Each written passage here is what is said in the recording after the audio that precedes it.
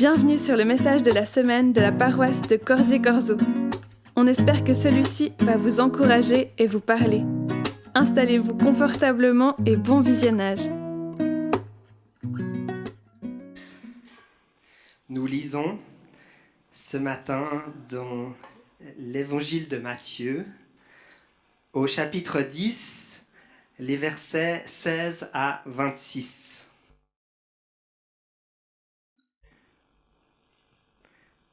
Écoutez, je vous envoie comme des moutons au milieu des loups. Soyez donc prudents comme les serpents et innocents comme les colombes. Prenez garde, car des hommes vous feront passer devant les tribunaux et vous frapperont à coups de fouet dans leurs synagogues. On vous fera comparaître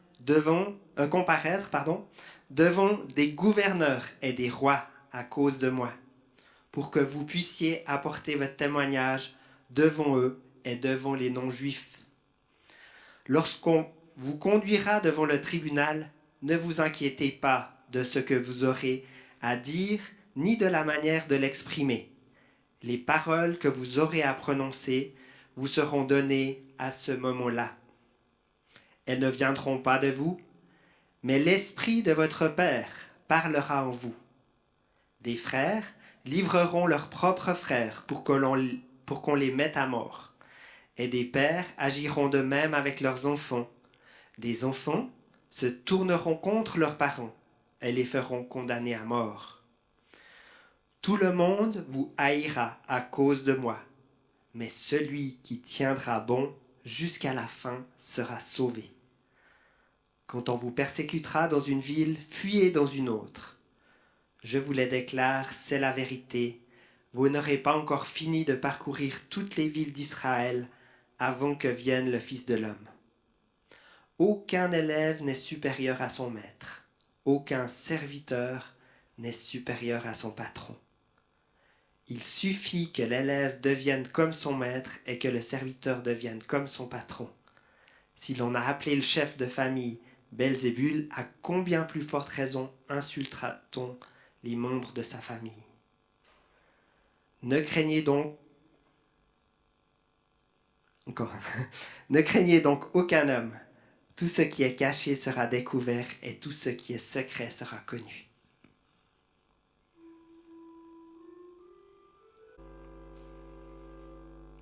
Et nous poursuivons toujours dans l'évangile de Matthieu, chapitre 10, les versets 27 à 39. Ce que je vous dis dans l'obscurité, répétez-le à la lumière du jour. Et ce que l'on chuchote à votre oreille, criez-le du haut des toits. Ne craignez pas ceux qui tuent le corps, mais qui ne peuvent pas tuer l'âme. Craignez plutôt Dieu, qui peut faire périr à la fois le corps et l'âme dans l'enfer. Ne vend-on pas 2 moineaux pour un sou? Cependant, aucun d'eux ne tombe à terre sans que Dieu, votre Père, le sache. Quant à vous, même vos cheveux sont tous comptés. N'ayez donc pas peur, vous valez bien plus que beaucoup de moineaux. Quiconque reconnaît publiquement qu'il est mon disciple, je reconnaîtrai moi aussi devant mon Père qui est dans les cieux qu'il est à moi. Mais si quelqu'un affirme publiquement ne pas me connaître, j'affirmerai moi aussi devant mon Père qui est dans les cieux que je ne le connais pas. Ne pensez pas que je sois venu apporter la paix sur la terre. Je ne suis pas venu apporter la paix, mais le combat. Je suis venu séparer l'homme de son père, la fille de sa mère, la belle-fille de sa belle-mère. On aura pour ennemis les membres de sa propre famille. Celui qui aime son père ou sa mère plus que moi n'est pas digne de moi. Celui qui aime son fils ou sa fille plus que moi n'est pas digne de moi. Celui qui ne change pas sa croix pour marcher à ma suite n'est pas digne de moi. Celui qui voudra garder sa vie la perdra, mais celui qui perdra sa vie pour moi la retrouvera. Amen. Youhou! Ça, c'est un texte encourageant. Ça, c'est... Voilà. Super. Bon, ben, voilà. Donc, on s'est réparti les différents messages et les différents textes de la série envoyée. Et il se trouve que voilà, moi je suis tombé sur celui-là. Donc, voilà. Donc, voilà. Vous savez, la série envoyée, c'est cette série où on parle des différents textes où Jésus envoie ses disciples. Et effectivement, pour pas mettre de côté les trucs un peu bizarres, un peu dérangeants, on était aussi obligé de parler de ce texte-là. Parce qu'effectivement, dans un des textes où Jésus envoie ses disciples, vous avez eu la liste de tous ces avertissements. Mais en fait, même si c'est un peu dur à entendre tout ça, en fait, je suis convaincu qu'il y a une grande source d'encouragement dans ces textes. Vraiment. Alors, accrochons nos ceintures, ça peut être de tout repos, mais ça vaut vraiment la peine de se plonger dans cet envoi. J'aimerais juste commencer par vous raconter quelque chose d'abord. Il y a quelques années, j'étais en études, en formation, à Aix-en-Provence. Et puis, on avait décidé d'organiser une série d'activités sur une semaine pour partager l'évangile aux étudiants de la ville d'Aix-en-Provence. Parce que nous, on était bien confortables dans la faculté de théologie entre croyants, mais on se disait, on est quand même entouré d'autres facultés avec plein d'autres étudiants, et puis il y en a beaucoup qui ne connaissent pas Jésus. Donc pourquoi pas leur en parler en fait? Et on s'était dit sur une semaine qu'on allait faire différentes activités. Il y avait un débat qui avait été organisé, il y avait un moment de questions-réponses, et puis aussi une soirée où quelqu'un avait apporté un message. Et on avait l'idée de dire, on est tout près des étudiants, il y a les facultés à côté, donc on va les inviter. On va aller dans les faculté de droit, faculté de lettres, faculté, je sais pas. Et puis on va proposer aux étudiants de venir pour cette petite série d'activités, de conférences, de rencontres, afin de pouvoir entendre l'évangile. Alors jusque-là tout va bien, mais la petite erreur stratégique, et si ceux parmi vous qui connaissent le contexte universitaire français, vous allez tout de suite comprendre, on a commencé par la faculté de lettres. Et commencer par la faculté de lettres en France avec un message du type « Venez écouter parler de Jésus », je peux vous assurer que ce n'est pas forcément facile. Et à ce moment-là, je me suis rendu compte qu'effectivement, c'est vrai qu'il y a des terres, et on le voit dans le monde physique, il y a des terrains qui sont fertiles.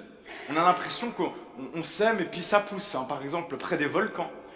Par contre, il y a des fois, c'est des terrains un peu plus désertiques, quoi. Et puis il faut des miracles pour qu'il y ait des oasis comme ça qui puissent naître. Et là, on était vraiment dans le désert.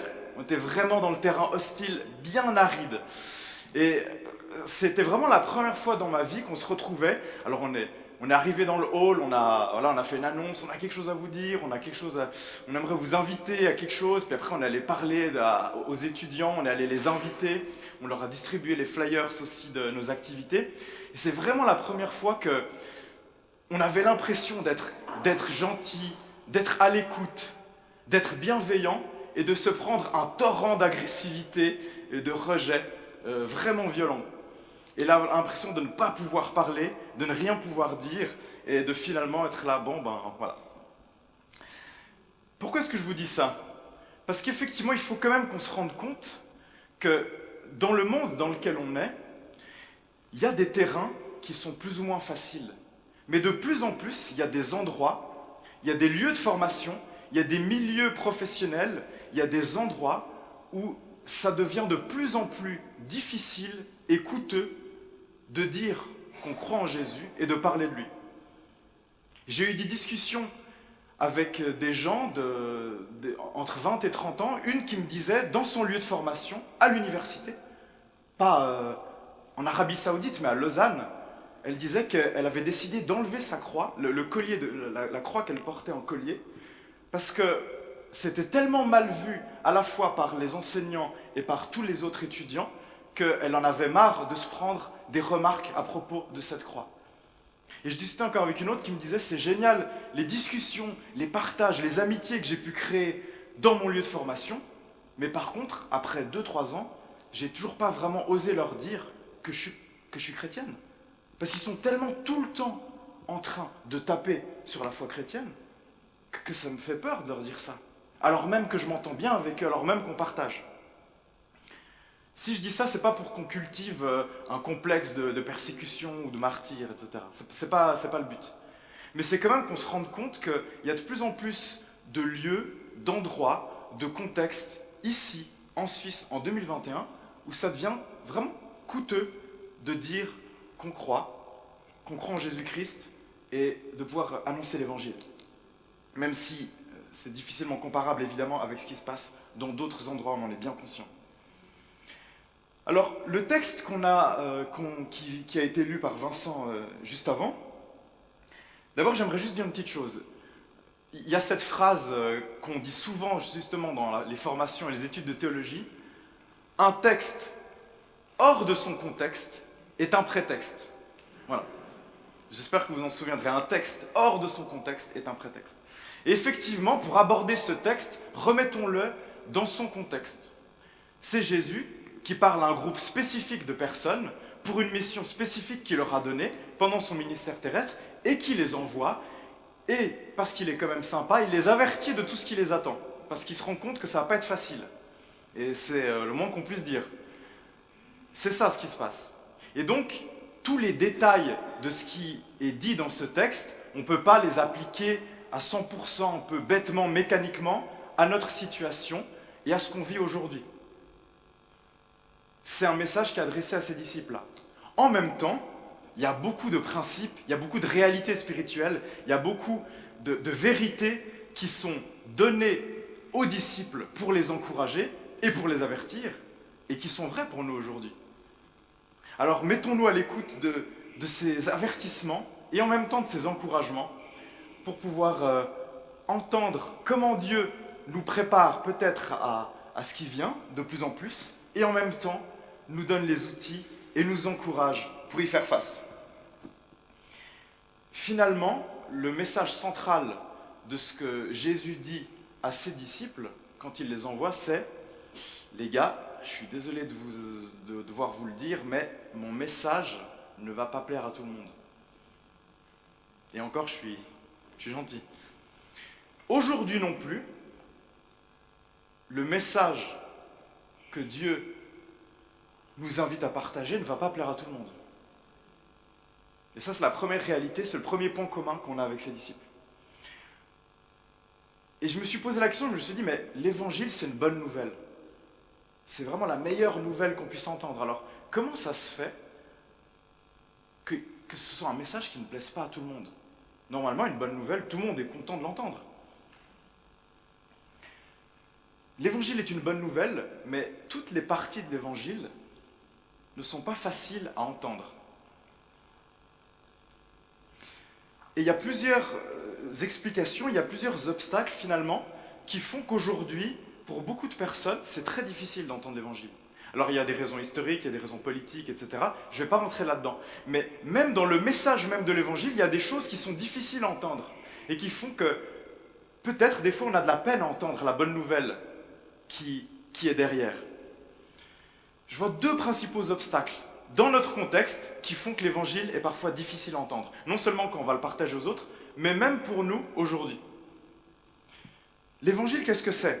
C'est l'histoire d'un Dieu créateur tout-puissant, un Dieu d'amour qui, justement par amour, dans son Fils Jésus-Christ, s'abaisse et vient à la rencontre d'une humanité qui est séparée de lui pour la réconcilier, pour la pardonner, pour la rendre juste, pour la transformer et pour l'adopter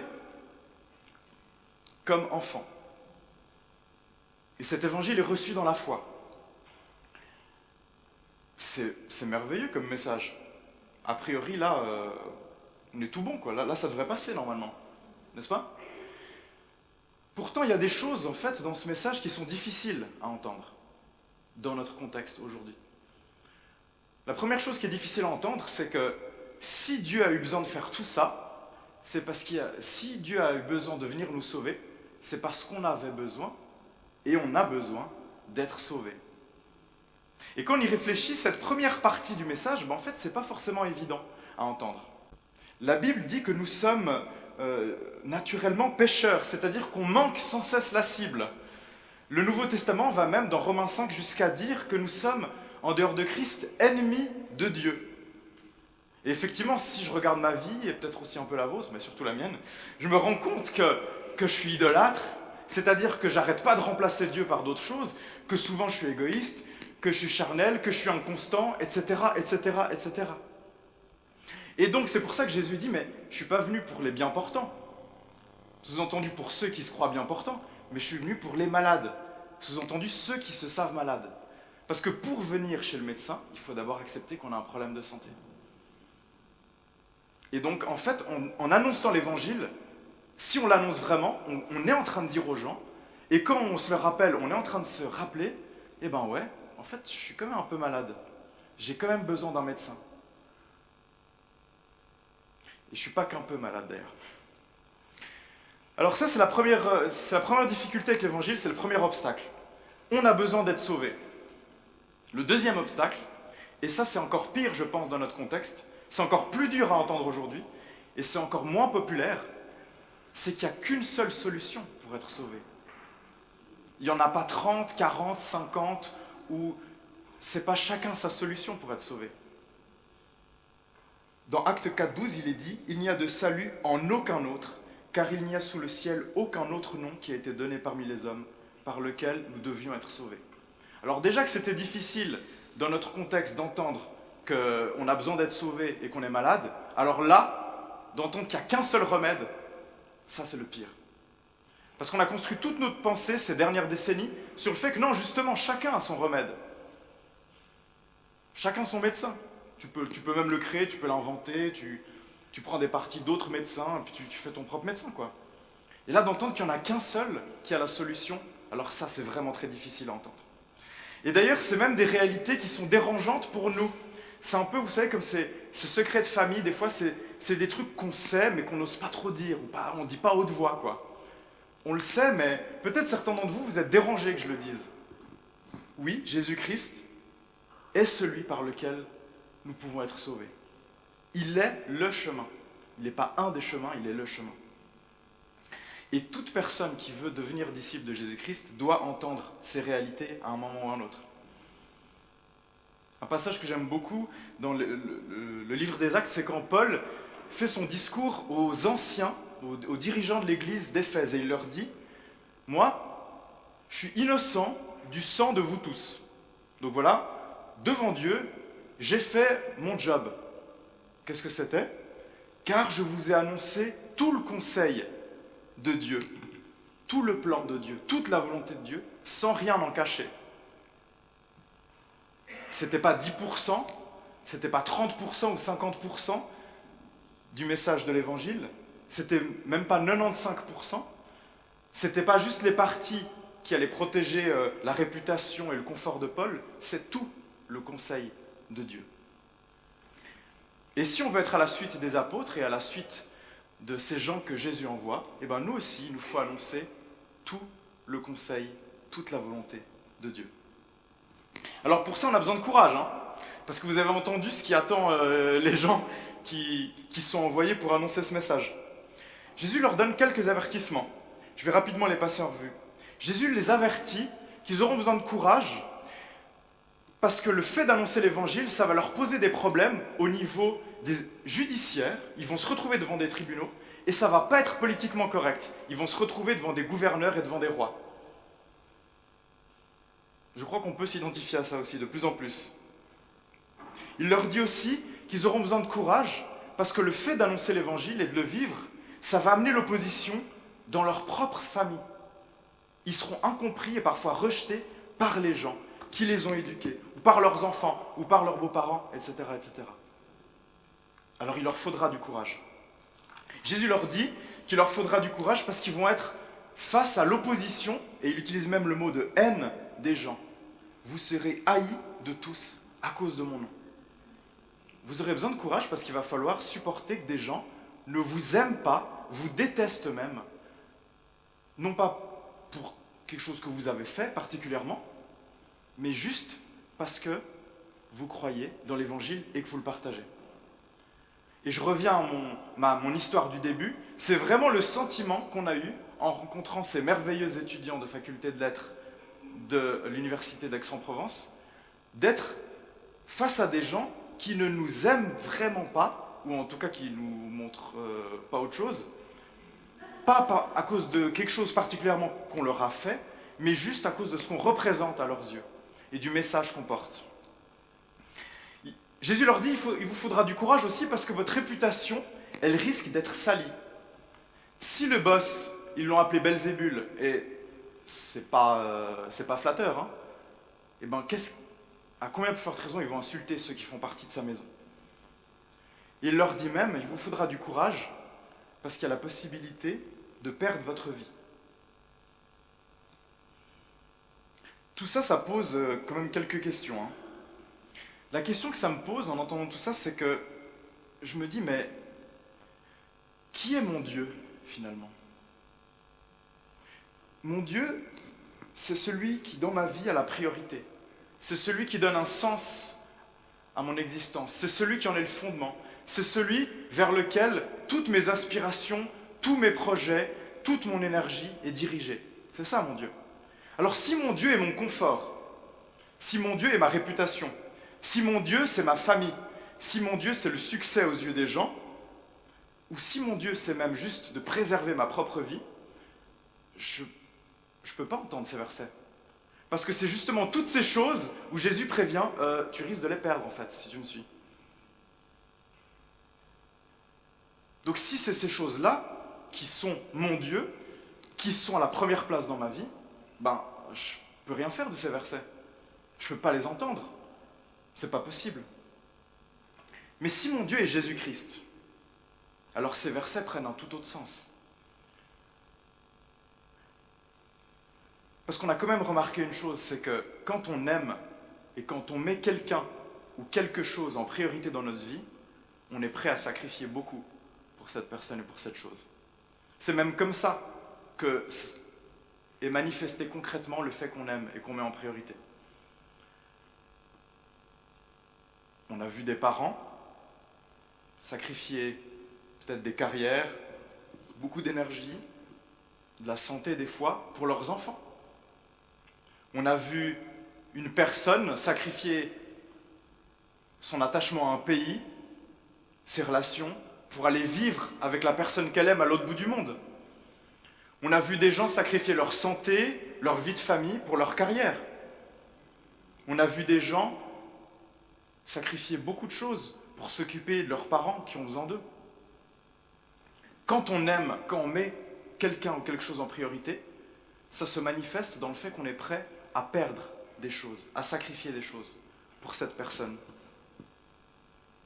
ou pour cette chose. Alors le Christ dit simplement, si je suis plus important pour vous que votre confort, que votre réputation, et même que votre propre vie, et là vous pourrez entendre ces versets et vous pourrez me suivre. C'est ça qu'il dit à ses disciples. Alors ces disciples ont besoin de courage et on a besoin de courage, hein, après avoir entendu tout ça. Et ça tombe bien parce qu'en fait, dans tout ce chapitre, il y a plein d'encouragements. Tout le temps, à chaque étape. Avec chaque avertissement, il y a un encouragement. Et j'aimerais vous en donner quelques-uns. Jésus encourage ses disciples premièrement en leur disant « Ouais, ça va être difficile, vous allez arriver, vous allez devoir rendre compte de votre foi devant plein de gens, et des gens assez impressionnants même, peut-être des gouverneurs, des rois, etc. Mais ne vous inquiétez pas, parce que le Saint-Esprit vous donnera, au moment venu, les mots qui conviennent. » Ça, c'est le premier encouragement de ceux qui acceptent d'être envoyés par Dieu. Ils peuvent compter sur le Saint-Esprit et sa sagesse pour donner les bons mots. Il leur dit aussi, n'ayez pas peur parce que le message que je vous donne, la vérité que je vous encourage à proclamer, un jour, elle va triompher. Ce que je vous dis là dans le secret, ce qui est maintenant dans les ténèbres, un jour ce sera mis en pleine lumière et tout le monde le reconnaîtra. Et c'est un encouragement aussi pour nous. Peut-être que c'est un message qui n'est pas toujours populaire maintenant, mais qui à la fin de l'histoire sera le message victorieux. Jésus leur dit aussi, n'ayez pas peur, parce que la pire chose que vos ennemis puissent faire, c'est de vous tuer. Non mais c'est vrai, c'est vraiment ce qu'il leur dit. Ne craignez pas ceux qui tuent le corps et qui ne peuvent tuer l'âme. C'est vraiment ce qu'il leur dit. Mais Vous inquiétez pas, au pire, vous allez mourir. C'est vraiment ce qu'il est en train de leur dire.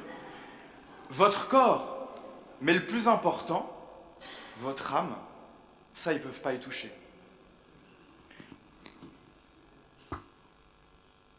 La pire chose qu'ils peuvent faire, c'est tuer votre corps. Par contre, si vous renoncez à l'évangile, par exemple pour plaire aux hommes, alors là, vous risquez de perdre votre âme. Et ça, c'est beaucoup plus grave. N'ayez pas peur, Jésus leur dit encore, parce que Dieu veille personnellement sur vous et que vous êtes précieux à ses yeux dans cet envoi, dans cette mission. Ne vantons pas 2 moineaux pour un sou, et il n'y en a pas un seul qui tombe à terre sans la volonté du Père. Et tous vos cheveux sont comptés. Donc ne craignez pas, parce que vous valez beaucoup plus que des passereaux. Ça, c'est le verset qui fait toujours rire ceux qui ont pas mal de calvitie.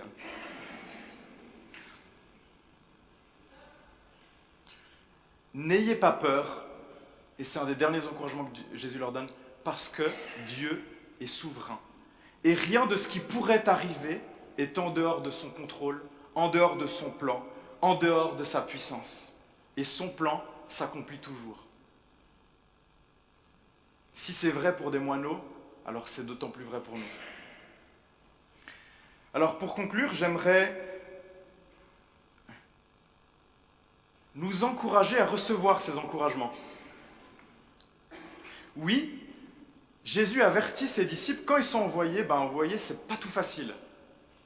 Et peut-être qu'on se retrouve dans certaines des choses qui ont été partagées. Mais Jésus veut quand même nous envoyer, parce qu'il est présent, parce qu'il prend soin de nous, parce qu'il est souverain, parce que son esprit nous donnera les bons mots. Parce que toutes ces réalités sont vraies, alors ça vaut la peine d'être envoyé avec lui et par lui. Je suis très encouragé ces derniers temps de voir que dans la paroisse, on a des JP qui sortent plusieurs fois par semaine pour aller parler de Dieu dans les rues. Je suis encouragé de ce qui s'est passé avec le secteur enfance et famille entre Pâques et Pentecôte, avec ce chemin de la Pâque, pour proclamer et vraiment témoigner de la résurrection dans les villages. Je suis encouragé de ce projet dont on vous reparlera, d'aller partager, d'aller accueillir, d'aller aimer nos amis immigrés qui viennent d'Afrique et qu'on rencontre régulièrement dans les rues de Vevey, notamment près de la gare. Je suis encouragé de savoir que l'équipe qui organise cette semaine communautaire qui va remplacer le camp de Sanary a décidé que le clou de cette semaine, ce serait le samedi 17 juillet, une journée d'évangélisation pour aller témoigner auprès des gens qui nous entourent, aussi accompagnés avec les JP. Et puis ensuite de pouvoir ramener les gens le soir pour leur partager un film, pouvoir discuter avec eux, pouvoir prier pour eux, etc. Et je suis encouragé par toutes vos initiatives, toutes les choses que vous vivez, peut-être dans vos familles, au gymnase, à l'école, en apprentissage, dans votre voisinage. Toutes ces choses, vous êtes encouragés à témoigner de l'Évangile, même si vous avez été avertis que ça vous coûterait quelque chose. Alors que Dieu vraiment multiplie notre courage et notre amour. Parce que la seule chose qui peut vraiment nous motiver à accepter de payer ce prix-là, c'est un amour pour Dieu et une compassion pour ceux vers qui il nous envoie. Et cet amour-là nous donnera la joie, nous donnera la paix et nous donnera la force. Il sera le carburant pour pouvoir aller dans un contexte qui, je le crois, va devenir, en tout cas dans certains endroits, de plus en plus hostile à l'Évangile. Alors prions pour recevoir cet amour et puis faisons le premier pas. Amen. Alors on va prier.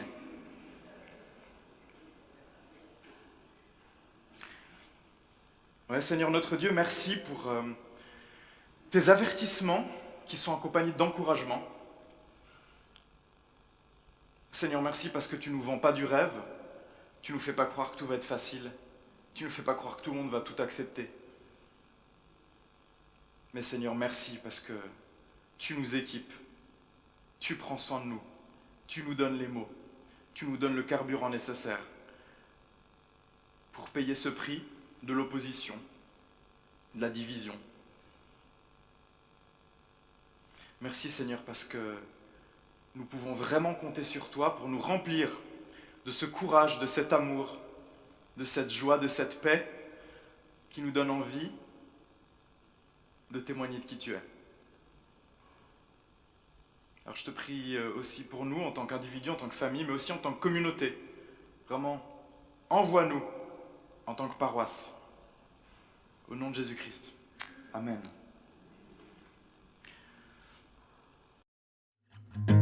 Merci d'avoir écouté le message de la semaine. Pour en écouter d'autres ou pour plus d'informations sur nos activités, rendez-vous sur notre site internet www.corziecorzo.eerv.ch. Bonne semaine et à bientôt!